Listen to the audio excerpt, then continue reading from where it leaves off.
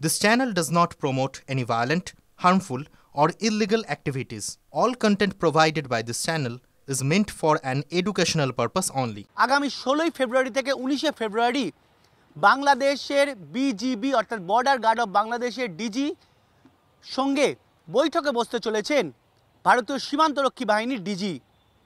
এই ডিজি পর্যায়ের বৈঠকে মূলত সীমান্ত সমস্যা এবং যেভাবে পরিস্থিতি খারাপ হয়েছে তার সমাধান নিয়েও আলোচনা হবে বলে সূত্রের খবর।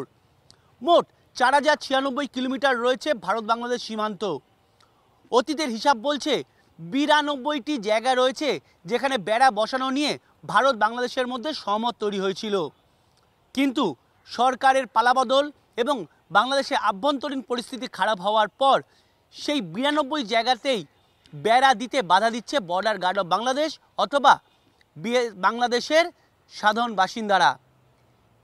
গোটা বিষয়টি বিএসএফের ডিজি পর্যায়ের বৈঠকে তুলে ধরা হবে এবং দক্ষিণবঙ্গ ফ্রন্টিয়ার হোক বা উত্তরবঙ্গ ফ্রন্টিয়ার অথবা এই পূর্বাঞ্চলীয় কমান্ডের অন্তর্গত 6টি ফ্রন্টিয়ারের যাবতীয় রিপোর্ট এই ডিজি পর্যায়ের বৈঠকে পেশ করা হবে বলে বিএসএফ সূত্রে খবর।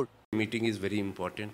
मीटिंग इसलिए इम्पॉर्टेंट है क्योंकि जब आप दो पक्ष मिलते हैं, एक संवाद होता है, एक संबंध बनता है, एक अंडरस्टैंडिंग बनता है, तो कई इस तरह की समस्याएं बॉर्डर पे होती हैं जो कि आपसी बातचीत और आपसी समझ के कारण से उसका निपटारा आसानी से होता है। तो मीटिंगें महत्वपूर्ण हैं।